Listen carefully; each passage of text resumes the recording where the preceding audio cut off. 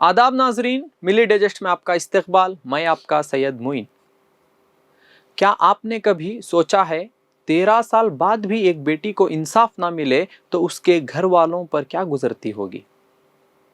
ये कहानी है सौजन्या की, जो 2012 में कर्नाटक के मशहूर शहर धर्मस्थला के पास रहती थी। वो सिर्फ 17 साल की कॉलेज की तालिबा थी।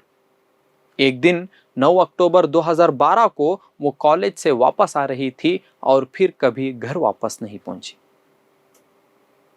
आइए इसके पीछे का दर्दनाक सफर जानते हैं। आखिर क्या हुआ था उस रात। अगली सुबह उसका जिस्म जंगल में मिला। उसके कपड़े फटे हुए थे और उसके साथ ज्यादती की गई थी और फिर उसे कत्ल कर दिया गया था। वो घर से सिर्फ चंद सौ मीटर की दूरी पर थी। तो किस पर लगा इल्जाम? पुलिस और फिर सीआईडी ने शुरू में तहकीकात की। उन्होंने संतोष राव नाम के एक शख्स को गिरफ्तार किया, मगर सौजन्या के परिवार और अवाम के शुरू से ही कहा कि ये तो छोटा शिकार है, असल मुल्जिम तो कोई और है जो बड़े आसरे में है। जब लोगों का गुस्सा बढ़ा तो 2013 में यह case central bureau of investigation यानी सीबीआई को दे दिया गया।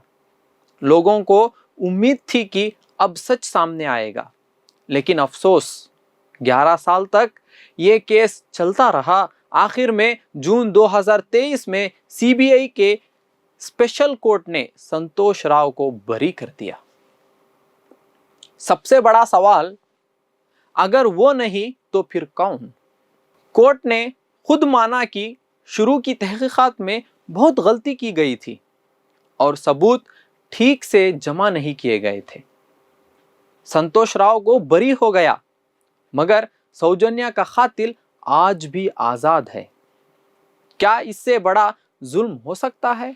2023 में जब संतोष राव बरी हुआ तो पूरे कर्नाटका में जस्टिस फॉर सौजन्या के लिए नया और बड़ा एहतजाज शुरू हो गया। लोग सड़कों पर उतर आए।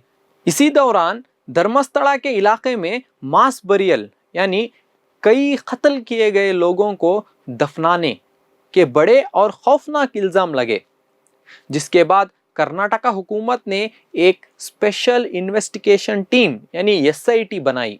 एक्टिविस्ट और सौजन्या के घर वालों ने एसआईटी से बार बार गुजारिश की है कि वो सौजन्या के केस को फिर से खोलें, मगर बड़े कानूनी माहिरीन का कहना है कि हाई कोर्ट ने दोबारा तहकीकात की दरख्वास्त को अगस्त 2024 में ही खारिज कर दिया था। उनका कहना है कि जब तक सुप्रीम कोर्ट हुक्म ना दे, ये केस अब बंद समझा जाएगा। आखिर सच क्या है? आज भी 13 साल बाद 9 अक्टूबर 2025 को भी सौजन्या के लिए आवाज उठाई जा रही है। उसके वालिद चंदप्पा गौड़ा इंसाफ की जंग लड़ते लड़ते इस दुनिया से चल बसे। क्या इस देश में एक आम लड़की को इंसाफ मिल पाएगा? क्या वो ताकतवर लोग जिनका नाम चर्चे में आता रहा है वो कभी पकड़े जाएंगे? सवाल आज भी वही है।